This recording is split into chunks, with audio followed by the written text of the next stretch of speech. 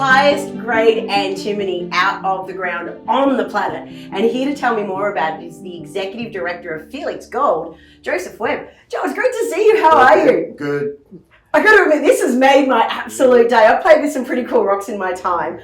What is this, and how does this relate to your Treasure Creek project? Yeah. I'm going to hand that back to you because it's deceptively heavy. It is. There's a lot of metal in that bad boy. All heavy.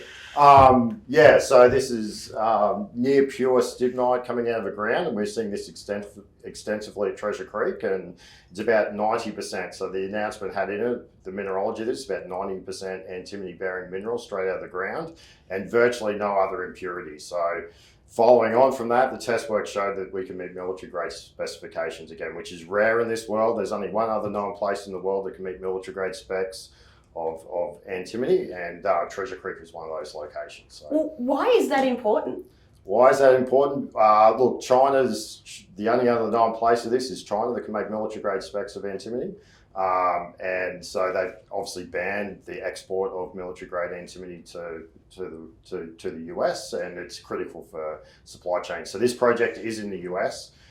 It's near surface. The grade of this impurity, it means I've got a pretty simple process in relation to be able to extract it out of the ground, process it, and set it off as a concentrate. So. I'm just going to draw a little bit of attention to the rock itself. You talk about it being near surface. I can see weathering on the outside. Are you telling me that there is a chance this was just lying around until you guys came along? Because this is quite a remarkable specimen. Yeah, the site itself has a long history as an antimony supply to the US government, but this area is a discovery we made in 22 or 23.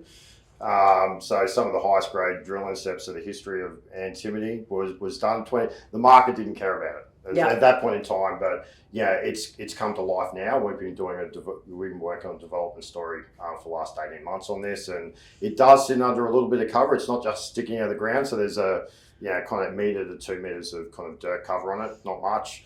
And then we're seeing this stuff outcropping out of the ground, up to 3 metre widths of it, of near pure metal straight in the ground. That's absolutely remarkable. So what's the follow-up strategy here if you're pulling out, military grade military out of the ground? Yeah, so we're working on a smelting solution in the US. So we've got a near-term production opportunity.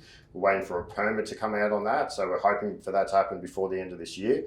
We're fully mobilised, ready to start mining this. Our processing flow sheet is an excavator, hand sort and bag this material. And we're also then working on the stockpile arrangement. So working with the US government on the stockpiling and smelting arrangement to make the military grade product, full supply chain in the US. I don't want to labour the point, but I think we should close on this.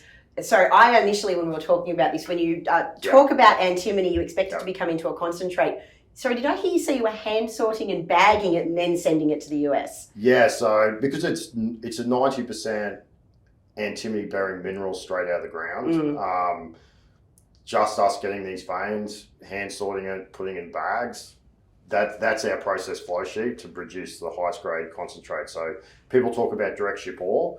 This is like direct ship concentrate straight out of the ground. So, and only known source of military grade. So look, we're in this current environment, quite remarkable, and there's lots of people playing the antimony space. I challenge people to look at who's doing the drilling, who's doing baseline, who's doing engineering, who's actually got the development story building, and ore supply is the key to unlocking this market. And we feel like we are the front runners in that by some way, and we're in the right location to make it happen. So, Listen, absolutely awesome specimen on your hands, and it sounds like there is a bright future ahead for Treasure Creek, living up to its name, just not with gold.